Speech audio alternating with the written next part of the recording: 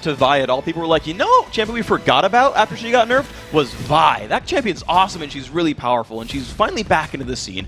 Hardcore initiator, another good ball delivery champion. Now she can initiate by herself with the Vault Breaker and the Assault and Battery ultimate as well, but just having her on the same team as Orianna means you can lock down a backline target for real and get rid of it. And that's just an important thing to have. When they both hit level 6, you can dunk the mid lane right away as well and give ManCloud an advantage over Peke. Well, we'll have to see how Fnatic decide to respond. If that is a solo lane Elise, it could also be jungle Jarvan for the likes of Cyanide. Cyanide and Smithy, both of their sort of preferred junglers are still all up and available. The Lisa and the Jarvan, things like that. At the moment, it does look like it's going to be locking in that Lissandra. This is a champion that we haven't seen in a little while. Yeah, so it was actually temporarily banned from play for a bug that we ended up fixing and put back into Worlds, so now she's available again. But this was the sort of the final pick here for Fnatic's mid lane for Peke. It was one of the remaining routinely picked mid laners for him. So Lissandra coming in here. Honestly, I like the matchup against Orianna because you can self-ult and dodge the Vi Initiate. You can self-ult and dodge the Shockwave as well. You can turn the lane into a farm lane. And then Lissandra's roaming is better than Orianna. So Peke will actually be able to make more moves than ManCloud can make throughout this game. We've also seen Soaz playing Lissandra during the course of the regular summer split as well. So, you know, this could be a situation where Fnatic are leaving their final pick to be the top lane counter, or the mid lane counter rather, if Cyanide's going to run that jungle Elise, which he's also done before. So I'm just seeing so much versatility from Fnatic. If you're a Vulcan player, is this the right choice? The Nasus and the Zyra, going to close that one out. That's going to be jungle Nasus if I'm not... No, top lane Nasus. Yeah, so I actually like the fact they went Nasus here, because what Fnatic has actually done successfully is gotten to counterpick every single one of their lanes. They pick mid lane second, they're going to pick top lane second here unless they decide that it's going to be Elise in the top lane here. And as well, the Corki showed before the Caitlyn. So every single carry matchup, Fnatic got to pick and say, here's what you're bringing, here's what we're bringing to build an advantage here. So I think Fnatic have sort of played the pick ban phase very, very well. But now by Vulcan picking up Nasus for the top lane, he's actually going to be very, very good against guys like Jackson or Aurelia, who are auto-attack based and can carry a game. And he's picked a matchup that is safe in 1v2, is safe in a 1v1, and actually has certain counter matchups without any real bad matchups for himself. So we'll have to see how well it can actually be played once the game does go. 8 seconds left on the clock. Fnatic currently sitting on that Yorick. And again, we really need the dust to settle here for Fnatic once the swaps come in to really see how these lanes are going to set up against one another, because there is so much versatility. I would expect this to be a lane Yorick. Yeah, he played that a lot throughout the European regional. There is that 5% chance it's jungle Yorick top Elise because, yes, SOS plays Elise, and yes, people like Levelin play jungle Yorick, but this is the 99% likely, or 95% if you listen to what I said 5 seconds ago, 95% likely setup right here is that top Yorick. The teleport here on SOS allows him to split push against the Nasus, but the thing I like about this Nasus pick for Vulcan is you can charge Siphoning Strike on Yorick ghouls. It's not that hard to do, and as it stacks up, you can almost one-shot them.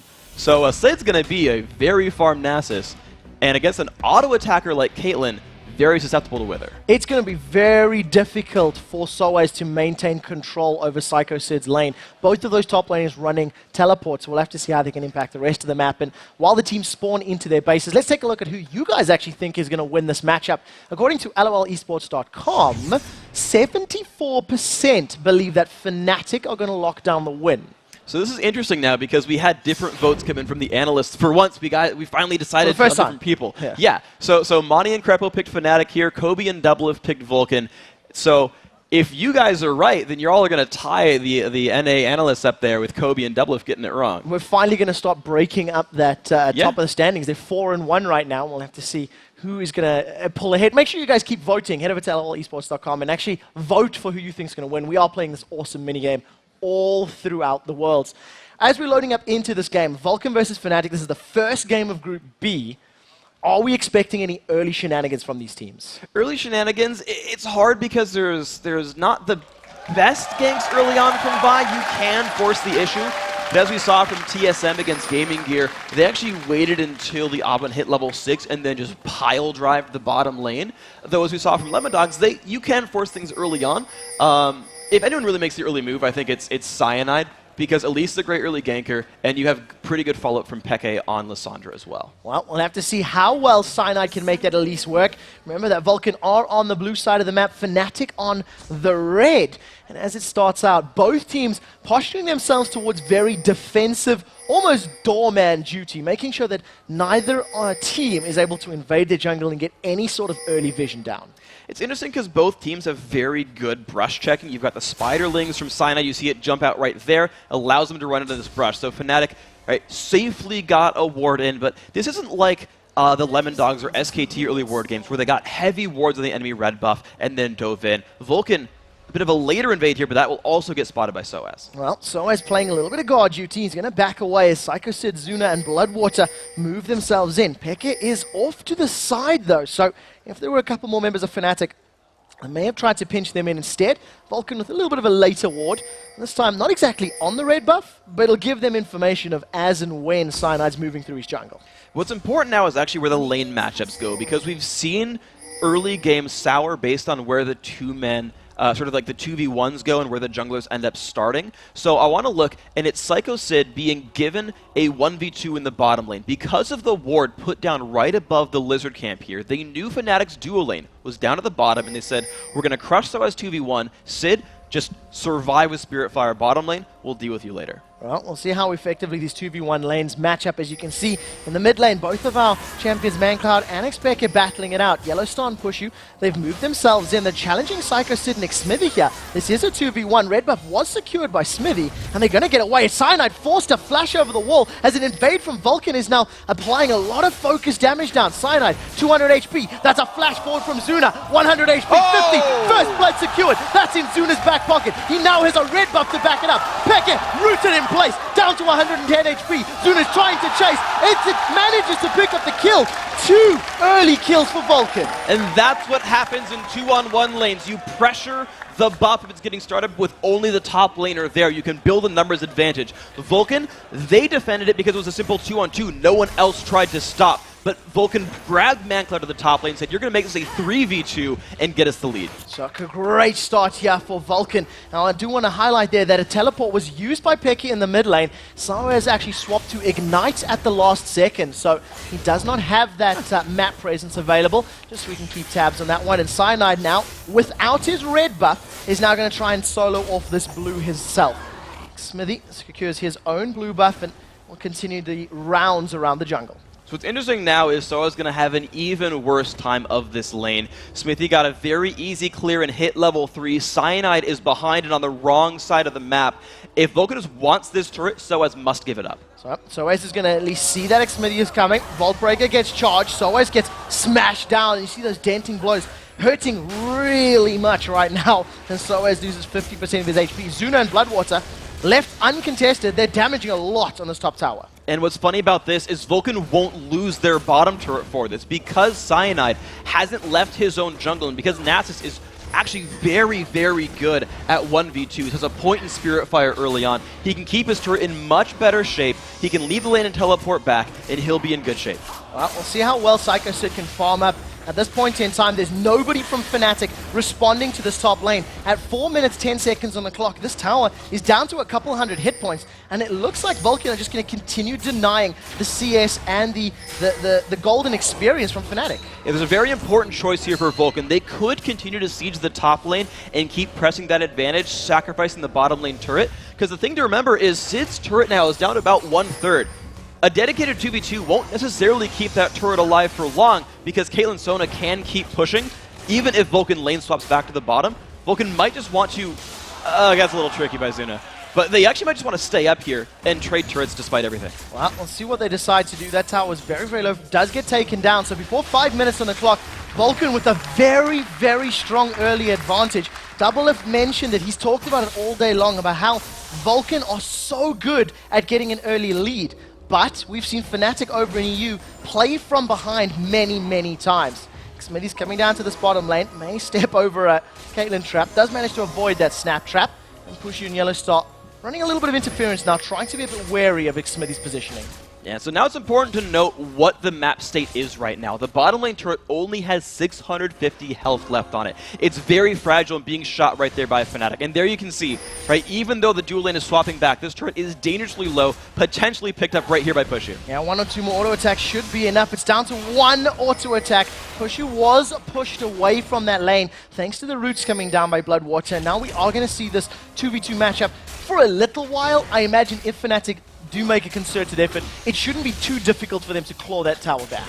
And right now, though, Vulcun has a huge item lead. They have a couple of kills and assists on the Corki. They have turret gold as well. He's recalled and bought a Phage. Caitlyn's stuck here on a Doran's Blade. She will grow a minion deficit here if she stays in this lane. Pushu will fall behind. Well, take a look at the positioning here from Xmithy over on the side. He's level 4. We'll see if he's going to decide to go in. Pushy right now, just last hitting some of the plants. Honestly, that minion wave died too fast. If they can re-clear this wave in time, they could have gone for it, but Cyanide showed back up. There's no way they can dive that anymore. So, Fnatic at least holding on for the time being. Cyanide was hanging around in that tri-bush for a couple seconds, waiting to see if anyone from Vulcun was actually going to set up any sort of dive. At this point in time, CS numbers are very close across the board. About a wave advantage for Pushu as he hasn't needed to lane swap, which is what Zuna has been forced to do in the last couple minutes. Yeah, and also, I want to kind of point out what's happening with Psycho Sid right now, because Soaz has been freezing the top lane and it's caught up. At level 4 versus about 1 minion from level 5. Sid had to go run and ward the top jungle to look out for Cyanide and Peke roams. Peke is level 6 right now with teleport and can just destroy people. But Sid right here has teleport. He can join his team for a dragon, which is what Vulcan's looking for right now. Well, we do see the dragon has been started down in the bottom half of the map. Fnatic does have a ward there, so they are aware of it. Xmithy level 5, Bloodwater level 5. They're taking this dragon down very slowly. Fnatic starts to group up. We do see the rappel coming down. Lands back on the ground, forced to flash away. Cyanide's in trouble. The cocoon does not connect. Here comes Peke. Frozen Tomb locks ManCloud up. He is the first victim to fall. Fnatic are on the board, but they did not get dragon. They did not, and they let the Nasus stay in the top lane in a very pushed lane and just shoved Soaz to his turret. Of course, a cash positive for Vulcan right here, but as we always know, they have to keep the pressure on. They can't let that Fnatic late game get scary. Well, we do see Soaz and Psycho Sid bashing against one another. While we've got a brief moment, let's talk about this lane Nasus. Oh, we do see Pushu taking some damage in the bottom lane. Freaka, remember, we were discussing the Siphoning Strike farm on Nasai in games that we're seeing. What sort of rate should we be expecting on that Q-Stacks? Okay, so everyone knows the whole 10 minion kills per minute mark. If you break that, you're amazing and are farming minions really, really well. I want to propose that lane Nasus can get 15 Siphoning Strike stacks per minute, and jungle Nasus can get 10. And I'm happy to tweak those numbers as time goes on and we learn more about how these players play. But I want to keep track of 15 per minute and see where he goes in this game. And just remember that of normal minions, 10 minutes. That's going up by +3 per Siphoning Strike. And on larger minions and monsters, it'll be +6. Psycho Sid right now is at +66. So we always like to keep tabs on those Siphoning Strike stacks, as it were. So as in Psycho Sid, they're not paying each other any attention at all. That is the definition of a tanky bruiser farm lane. Yeah, exactly. You have the early Doran shield here for Soaz, wants to take less damage from auto attacks. There's the push finally from Fnatic. They have so many minions here, but Vulcan, doesn't matter, the minions are theirs. There's the push lane from Caitlyn and Sona. When the turret's that low, you're going to get it eventually. It's a matter of time. And Vulcan, of course, going to lose that, but they're still going to try to build a farm lead. The top lane, we talked about it being a farm lane as well. That's happening so far. Well, Xmithy charges up this Vault Breaker. He was toying with the idea of jumping on Peke, but did decide against it at the end of the day. Backs away cleanly. Once again, Psycho Sid, he's basically pitching a tent and frying some s'mores right now because he stayed there so long. 44 CS, Negatron Cloak to his name, finally backed away. And Fnatic, you can feel the tension in their gameplay right now. They're not willing to contest or fight because of that early advantage that Vulcan were able to accrue. And Vulcan just now have the ability to dive themselves. Smithy is level 6 on Vi, and ManCloud's Shockwave is up. They've rotated Bloodwater to the mid lane here. The opportunity to just force kills here from Vulcan is around, but it's interesting, they're actually waiting. They're saying, you know what? Let's get Zuna huge. Let's wait on Trinity Force before we make any major moves. He's freezing the bottom lane. The rest of his team is putting pressure elsewhere and buying some time for him. So Vulcan are actually content to play a bit patient here. Well, let's see how well it works out for them in the CS numbers once again, sitting fairly close across the board. Soaz with a small advantage over his opposite number in the jungle. It's Smithy with a tiny gold lead as well. It's only 100 gold separates the top lanes. It's actually very, very close across the board. 500 gold for your AD carries. It's not a massive difference at the 10-minute mark. So this game could not be closer. Zuna and Bloodwater now with a couple seconds of uncontested damage on this tower. Yellow Star does not even have his crescendo yet, so the potential of jumping on Vulcun is not there. And I've got to say, I'm impressed with Fnatic's play so far. As you mentioned all the gold numbers, you've got a Vulcan squad who are up a dragon and a kill, including First Blood, and are only up 1,200 gold for that. That's less gold than dragon and extra kill are worth. So Fnatic, despite a very rough 2v1 where he got zoned out, despite this Nasus free farming, Fnatic are farming lanes better than Vulcan are. So this slow-paced game where farm just keeps showing up is in Fnatic's favor. Well, we'll see how well they can continue to grow that, to close the gap and maybe catch up to Vulcan as far as gold is concerned. Soaz now really pushing this lane quite heavily. He doesn't have any wards in his inventory, so does need to be a little bit cautious of staying this deep in Vulcan territory. But I do want to highlight the pink wards, you know, littered across the red buff jungle area of Fnatic. That's quite a lot of pinks invested this early on. It's interesting too because that's the side of the map where where Psycho Sid is, and Sid is not exactly the best gank follow-up. He's trying to basically max Siphoning Strike. Now it does keep him protected from Cyanide and Peke, but this is not a place where you're going to be able to force kills. When you compare to what Smithy can do on the push in Yellow Star, that's a much bigger sort of impact where you can Assault and Battery and a Grasping Roots and just kill the AD carries and get Zuna huge. Well, we'll see how Vulcan decide to play that one out. 1 minute 20 on the clock before Dragon respawns. Cyanide has been able to sneak himself into this bush, and Psycho Sid has no idea. There's no vision there. No, there's not at all. It's a very successful sneak. I want to know if they do enough damage, because it's not like you do a ton of damage there with York, but there's the engagement on the Psycho Sid. The cocoon does land. We'll see if Psycho Sid decides to throw down that ultimate. He just walks away. Did burn the ghost at the last second, but saves his ultimate, as we do have a very, very brief pause as Smithy charged up that Vault Breaker. I'm looking at Vulcan on your screen right here. Going to figure out what the issue is with these guys exactly. It was actually Cyanide who called the pause, though. So it might be something actually on Fnatic's side here. But we look at this game, and I want to kind of pull back to things we just talked about. So the mid lane matchup, I think, was so important. ManCloud versus Peke, the big playmakers. To sort of solidify that ManCloud point, not only did he have the most kills of any player in any split, he's also the only mid laner in NA to have more gold per game than their AD carry. So you think about all the teams in NA, you know, with Reginald, with Lincoln, all that, doesn't matter. It's only ManCloud who's actually out-farmed his AD carry counterpart in top laners as well. So he's a huge focus. And he started the game at 1-0-1, a free kill, a free assist. And yet, even despite that, Peke is out-farming him. Peke picked up the kill onto him in that dragon fight. And you're kind of seeing this matchup, despite an early advantage, Peke seems to be the stronger player. Well, we'll have to see how it pans out, because one of the things you can't discount about that matchup is it's Orianna versus Lissandra.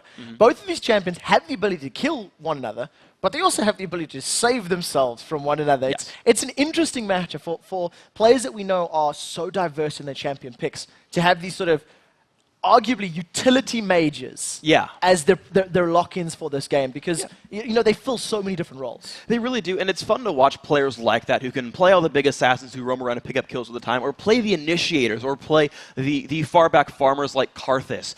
And the depth of the champion pool is always interesting to watch, and how it shapes how the teams play. So, just so you know, it is a keyboard and mouse issue with Peke. We are busy working to resolve that one. I got a question about these top lane champions. It is going to be the Nasus taking on the Yorick. So we know that, you know, the later the game gets, the more impact that Siphoning Strike of Nasus will have. But it's pretty difficult to engage in a Lissandra who's going to be slowing the whole way down, etc. So who's going to have a bigger impact once we get to these mid to late game team fights? The Nasus or the Yorick? Well, so because Fnatic's lineup is actually very sort of persistent, right? You're not super bursty with York. You're not super bursty with Lissandra. You're going to start fights, but then you got to kind of continue in battle, and you're using Caitlyn, who is going to auto-attack many times throughout the fight. And in fact, looking at Pushu's build, he's going towards Infinity Edge, so Fnatic are happy to play a late-game team fight-oriented sort of style. And when you've got a Nasus walking into a big team fight-oriented style, where you're running a York whose job is to clone an AD carry, you're Nasus. You have Wither. You're going to make Caitlyn's life miserable, and you're going to turn on the ultimate, spam a bunch of Siphoning Strikes, and start chunking people. in an actual late game team fight, Nasus will have more impact on the battle and will sort of just contribute more than Yorick does. That's just kind of how he will continue to scale. But as we've seen, Fnatic are happy to spend some time sending Cyanide up there, trying to sneak in and get rid of the Nasus and say, we're going to keep you small, low points of siphoning strike, low durability, and we can kill you in those battles. Well, we'll see if Fnatic can continue to control Psycho Sid. He is 20 CS down. We see in the top lane, they've decided to dive. Fury of the Sands is up. It's not going to be enough. And Cyanide and Soaz, straight out the break, they continue that dive and they secure themselves their second kill. It might just be a turret trader. Dive goes in from Vi, finds the push on the Yellow Star. That is a long-range assault and battery, slams down Yellow Star. There is enough follow-up to secure the kill, and now that's going to allow them free reign on the tower. Fnatic should be able to take the top lane tower as Vulcun secure their second of the game. Now, you don't want to play around with batteries, kids. Smithy's going to take you down when you do that. And you look at that as well, ManCloud just getting enough pressure on the mid lane. He'll take another turret down for this, so the top lane dive was great. You actually saw both junglers put pressure opposite sides of the map and get the trades.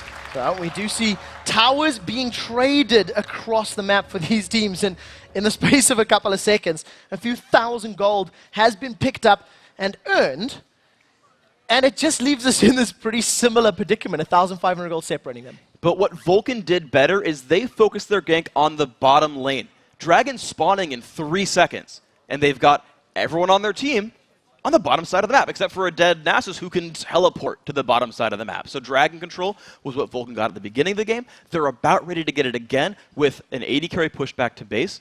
Peke's recharged. Okay, he recalled. He's going to be nice, but you already had Athene's finish from the Orianna for ManCloud. He's got full resources. He's ready to play that. That's going to be fine. So I believe we do have actually a replay of that team fight that just took place a couple of minutes ago. So Freak, talk us through the specifics of this top lane dive. So it's basically Elise just diving right in there, and Psycho Sid ultimately has nowhere to go. There's actually a lot of persistent damage output here with all the voidlings they can, or the little spiderlings and all the ghouls they can summon. It's basically a standard dive against someone who has burned their escape tool. Nasus has no innate escapes. Cyanide's first gank forced the ghost to get burned a little bit maybe prematurely. I don't think he necessarily needed it, but with that down, they know there is nothing Nasus can do. Not only was it a 2v1 dive, they had all the ghouls, they had all the little spiderlings. That's just a numbers mismatch. It wasn't fair at all. It was like a 15 versus 1. They had a minion wave too. Yeah, see, Fnatic, they need the numbers to win fights. They don't fight fair. But it worked out, so that's what matters. In terms of kills, it's 3-2, so Fnatic are a little bit behind. We are still working on that keyboard and mouse issue, guys, just so you are aware.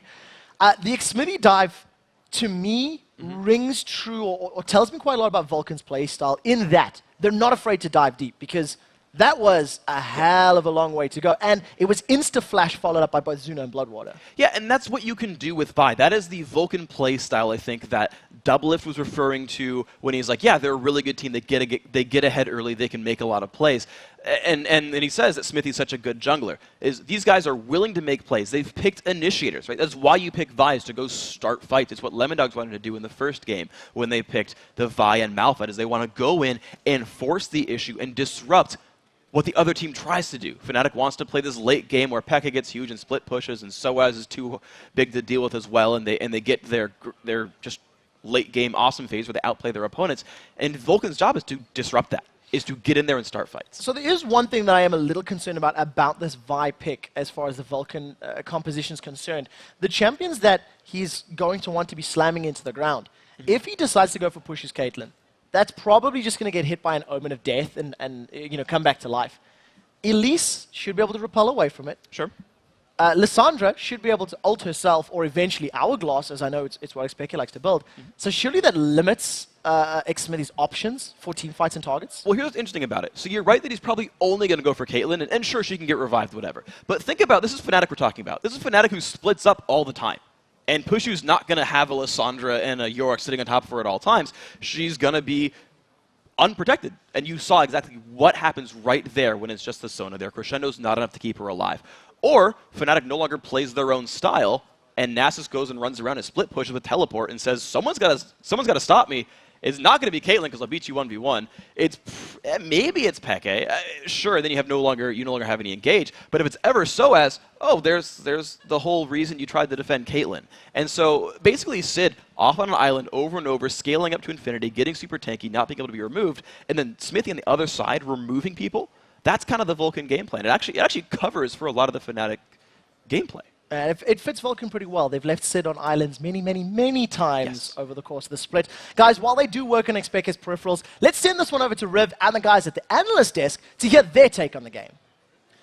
Thank you very much, Quick Shot. And right after it went away from us, I'm pretty sure all these guys were like, wait, come back. Pick up the bat phone, get things going. Because those picks and bans started a pretty big ruckus back here. And we're going to start with Monty because your sigh was pretty deep in that situation. And you almost want to change your pick now.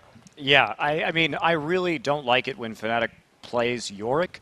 It's a weird pick in this composition, especially against what they saw. And you remember they had a lot of time to select that top laner, and so is a very versatile top lane player.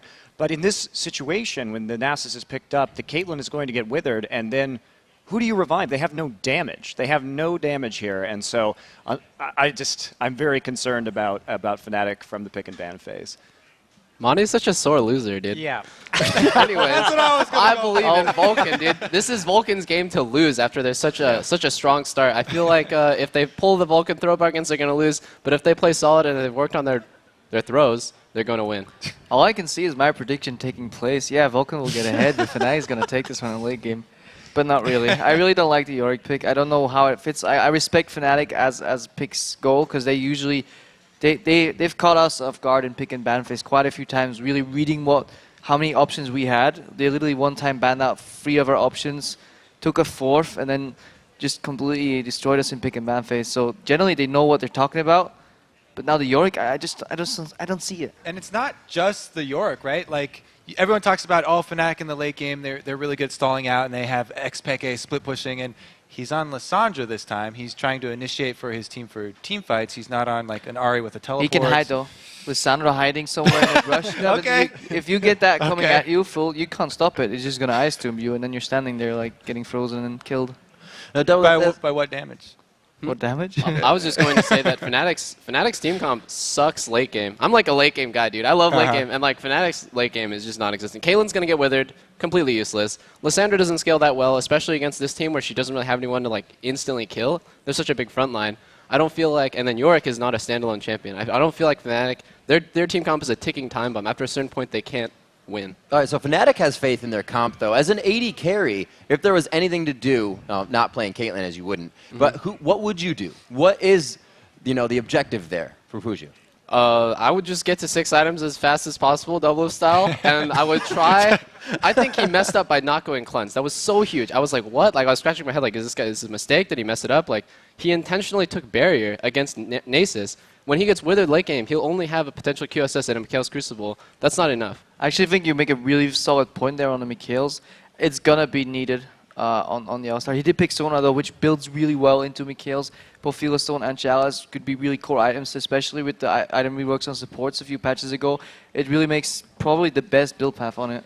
All right, and Monty, earlier you were saying, you didn't like the pick. What would have been a good pick for Fnatic? I mean, I don't know what SOAS's champion pool right now. Okay. So it's, I mean, pretty much anything I would agree with Crepo. anything at all. Except Yorick. But one thing that I've noticed here about Vulcan's evolution actually is when CLG has played against Vulcan in the past, they frequently pick compositions that do well in lane but have initiation problems in the late game, and so you can kind of wait them out.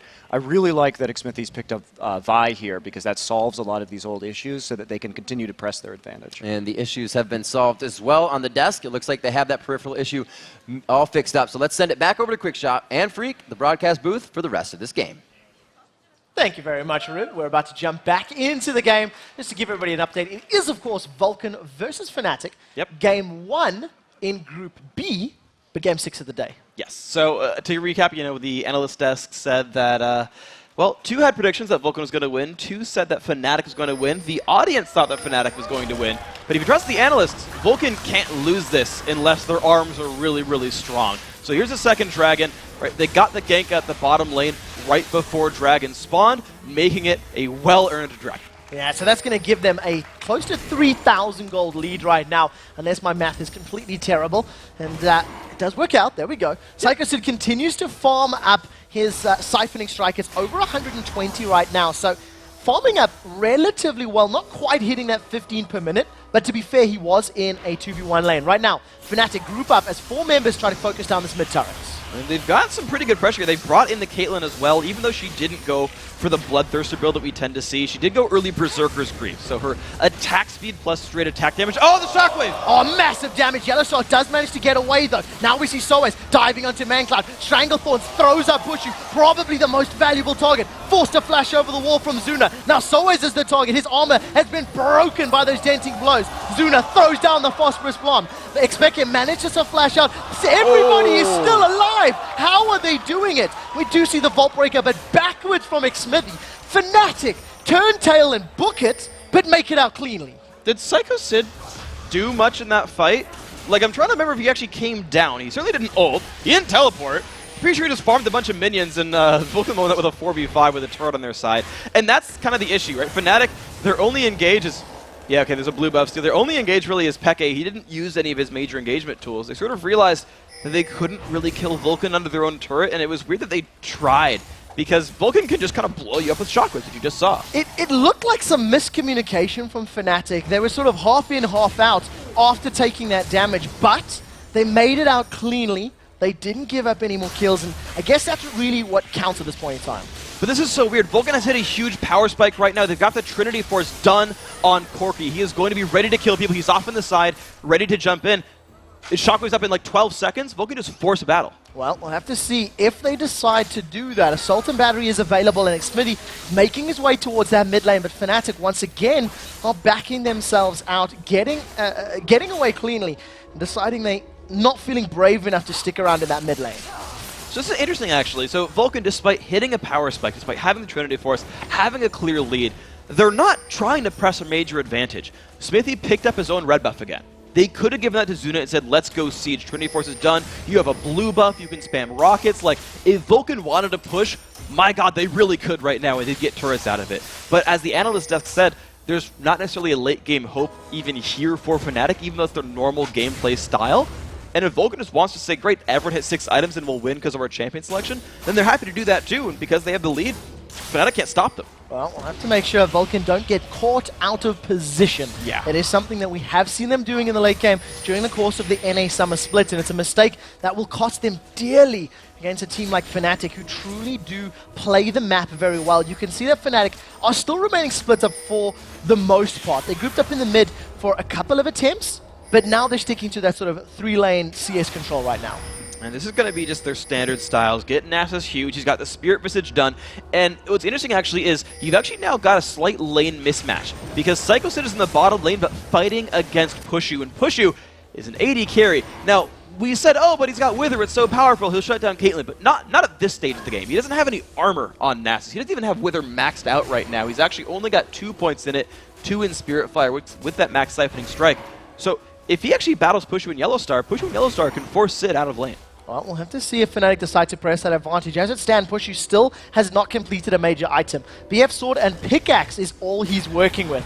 Peke, on the other hand, Seeker's Arm Guard plus that Negatron Cloak. Negatron Cloak was actually the first item that Peke went back to purchase. So he's also working towards his first item. And if you were Fnatic, I imagine the thinking is farm until we've completed items, then pick fights, because it doesn't really look like they've committed to any major objectives yet. Fnatic are looking for a narrow window for openings. Unfortunately, there's a gank potentially on Soaz right here. This could be rough. Soaz is in a bit of trouble. Takes some damage there. Zuna carries on. Assault and Battery slams him into the ground. Omen of Death goes down as he continues to try and focus out Zuna. Will get taken out as Zuna gets away cleanly thanks to Valkyrie and Mancloud. Just 1v1 Cyanide. A full burst combo takes him down. But Smithy's going down right above Baron. And when it's Zuna saves Smithy. What a flash. Ace in the hole. Not going to do it. I can't believe Smithy didn't die right there. He got caught out by Peke and Pushu up in that top jungle as he tried to run away. All right, so what I was talking about before, though, with Fnatic was, so the analyst is saying they don't have a late game potential. They're down in gold right now. Fnatic needs to hit item breakpoints, important item breakpoints, like it's Abyssal Scepter, maybe Zhonya's Hourglass, maybe Muramana combining, or Infinity Edge being done, and do something with a small item ledge and hope you can challenge something. Well, we have to say that Vulcun right now extending that lead, 6,000 gold. This is a replay of Cyanide just getting taken out. Yeah, he's alone, didn't have flash up right there, no jungle camps to go to as well. And here's like Smithy, right, gets rooted up, gets stunned as well. Smithy has to flash, and then just look at this. This is glorious. Oh! Barely. barely gets it. Zuna's a man. This has to be the first time that Zuna's caught some damage skill shot that hasn't cost major objectives. So well played to Zuna, as now Fnatic group up in this mid lane. They really want to get this tower down, but they're not committing to it. And look how diligent Vulcun are at getting back to there in time. As lanes start to break down and the map gets more and more spread out, it's easy to sneak turret kills. Vulcun are not letting that happen. Psycho Sid knows when roams are coming his way. They've got 2 to 3 wards in this right-hand side jungle, now 4 on that quarter of the map. They're not letting anyone get caught. They're not letting any pushes succeed from Fnatic. Well, Vulcun once again heading to the dragon right on time. This would be the 3rd of the game, if memory serves correctly. Psycho Sid backs away, and thanks to the vision that he had done for his split push, they secure that one uncontested. Fnatic, you're way too late in the party, and it's already gone. And this time around, they don't catch someone on the way out, so no side kill picked up. And just watch at Vulcan's game plan. They're doing this over and over and over again. Psycho Sid gets a lane up to the enemy turret saying, someone duel me, because no one can. And the only guy with teleport is Peke, and Peke definitely can't duel him. There's the nice job right there by Peke, managed to steal away the blue buff. But basically, Vulcan are living in their jungle, and whenever they need Psycho Sid, he'll show up, but until then, stack in the queue. I think you'll find that was XPK securing his blue buff, because maybe he was trying to steal it. At this point, it's his. At this point in time, Vulcan have just got complete map control. They'd focused the top off, now they're focusing the bottom. They've backed away to continue farming, and Psycho Sid over 300 damage on that siphoning strike at 20 minutes. I think he's actually ahead of the curve right now in the numbers that we were talking about. Yeah, Sid has been basically donated a free lane by his team the entire time. Oh, there's a big wave bottom lane. We're not pulling a CLG and giving it to the AD carry. We're not pulling a Fnatic and giving it to Peke, always Peke. It's Vulcan realizing who's important, but Bloodwater gets caught. Yeah, he's dead. There was way too much damage from Fnatic. Yeah, okay, so down goes that, and this is actually finally an opening for Fnatic. As they got a pick, Infinity Edge is done, they can go for a turret. Well, they're going to be able to focus this one down. 3 members of Fnatic facing off against the single defending member of Zuna. Look at the sides though, Xmithy as well as ManCloud may be coming in. Charging up the Vault Breaker as Xmithy throws himself down, catches Pushu, the Shockwave throws 3 of them backward. Xmithy chunked down low as Fnatic back away. They do have one down as Psycho Sid throws the Wither onto Peke. Zuna, Valkyrie's forward, closes out another kill for ManCloud. That's a triple for ManCloud. The highest kills in NA, and now the highest kills in this game at 5-1-2. Vulcan aren't done yet. Wither goes down. The Ring of Frost locks them up as we do see Peke flashing out cleanly. He does get the ice shots down. Command attack, dissonance, attack. ManCloud with the 6th kill of the game. Absolutely massive play. Mandatory Cloud, Athenians, and a Death Cap. When a Death Cap gets down on Orianna, she deals some real scary damage. And Psycho Sid decided it was time to leave the lane and fight some people. And that's what happened with Vulcan. These guys are huge. They can set up for Baron if they want to. They can honestly probably just keep going for turrets if they did. Well, talk me through the replay of this mid lane fight, Freak. So there's the engage, and there's the Shockwave right after. That was a beautiful flash by Pushu, but it doesn't matter. Sid shows up, and that's basically all she wrote. Zuna is massive. Pushu's had to run away the entire fight. You'll notice he had an Infinity Edge and basically never got to attack. And it's Vulcan running a train on people because they have the ability to chase things down with Wither, with Command Dissonance, and just with basically sheer force of will. Fnatic weren't allowed to fight the entire time. Vulcan's just looking so incredibly strong here now. An 8,000 gold lead. They are 9 kills to 4, and Fnatic, it's getting to that point where there's not going to be a lot that Fnatic can do. Even after finally getting that tower down, Vulcan just pinched them in and shut them out. And if Vulcan decide to go for any of these other, inner turrets, there's only one left standing.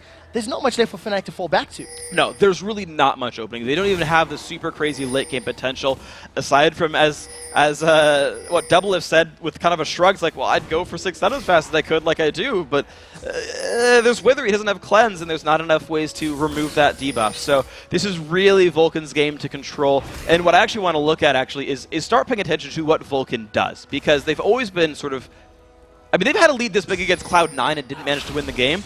I want to see what they actually do to try to close the game out. Zuna pushing the top lane, Nasus, Psycho Sid in the bottom lane pushing still with teleport up. I want to see if Vulcan has learned anything since the end of the split. Well, as it stands, they have fantastic vision control across Fnatic's jungle, and they have had fantastic vision throughout this game. It's definitely going to help them pay dividends once this Nasus split pusher just sticks in lane.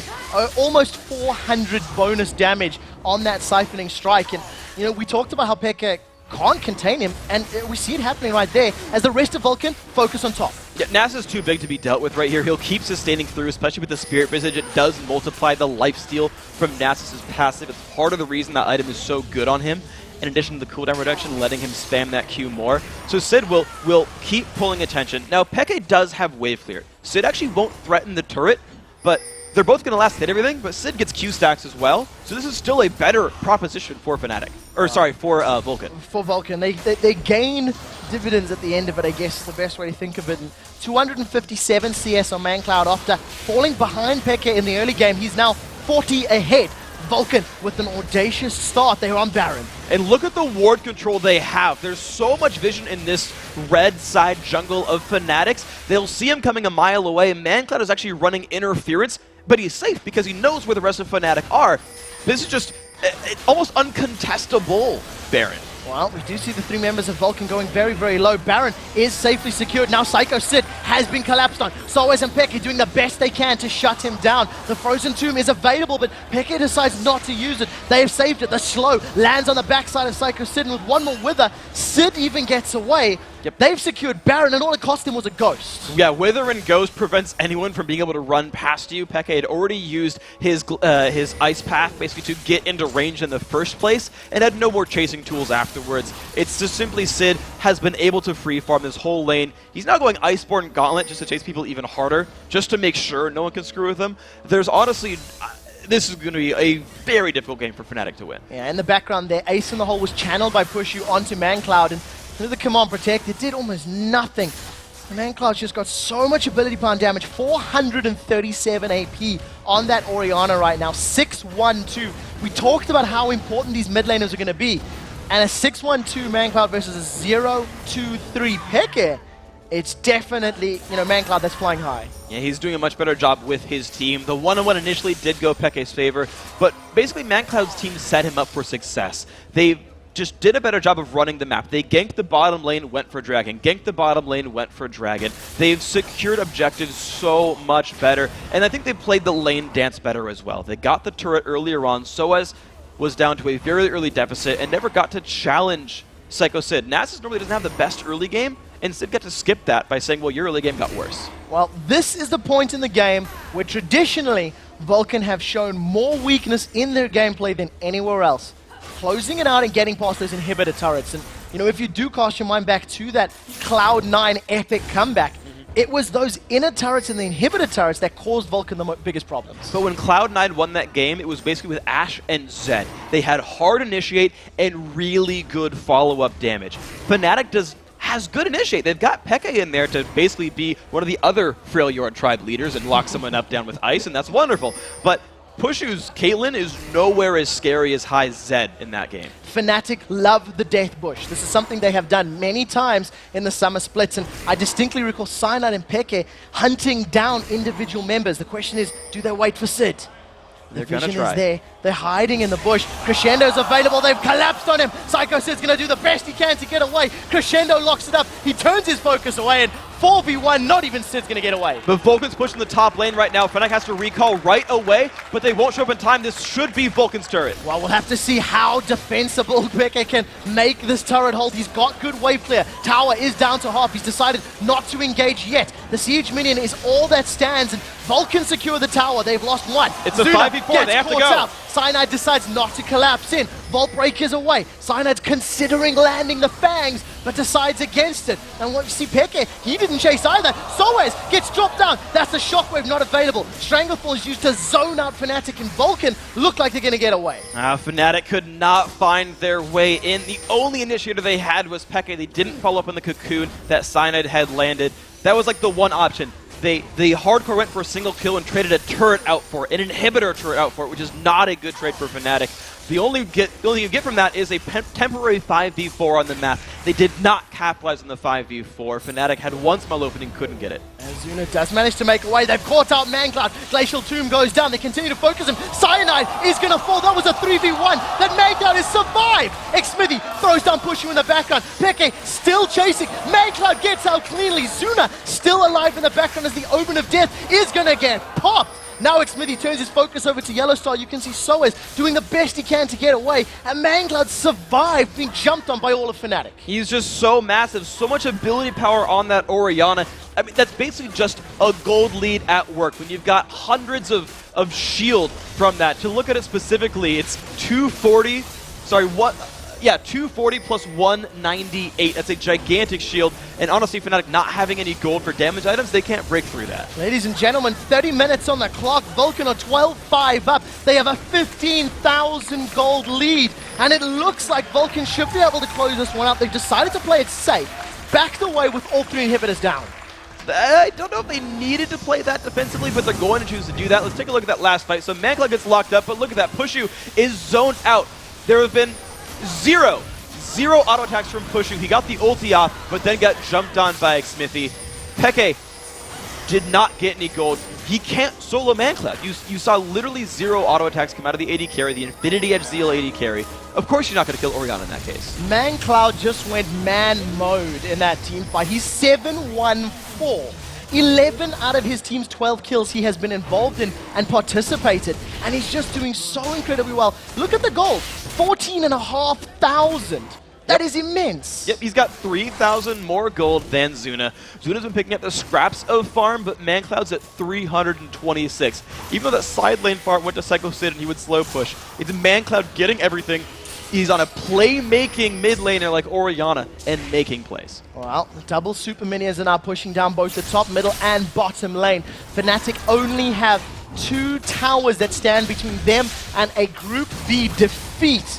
And it's going to be Vulcun just waiting, biding their time for the minions to aid them in knocking over those last 2 obstacles. And they're looking to close the game out. They're not even bothering setting up wards in the red side jungle. The Barons in 1 minute, they don't care about that. They respawned, got full health and mana, got items with all their gold lead, and are looking to close it out with this push. Well, see how effectively they can. The super minions in the side lanes are now making it up. Shockwave once again pulls Soaz backwards. He uses the Omen Death on himself. Now a 10-second timer available. Take a look at the damage from that siphoning strike. Now that the ghost of Christmas past is down, Vulcun turn their attention to the tower. That is a massive chunk from that siphoning strike of Psycho Sid. He's taken down the first tower. The minions are bashing away the second. Vulcun are going to do it. Vulcun are going to pick up game 1 here in Group A. North America has drawn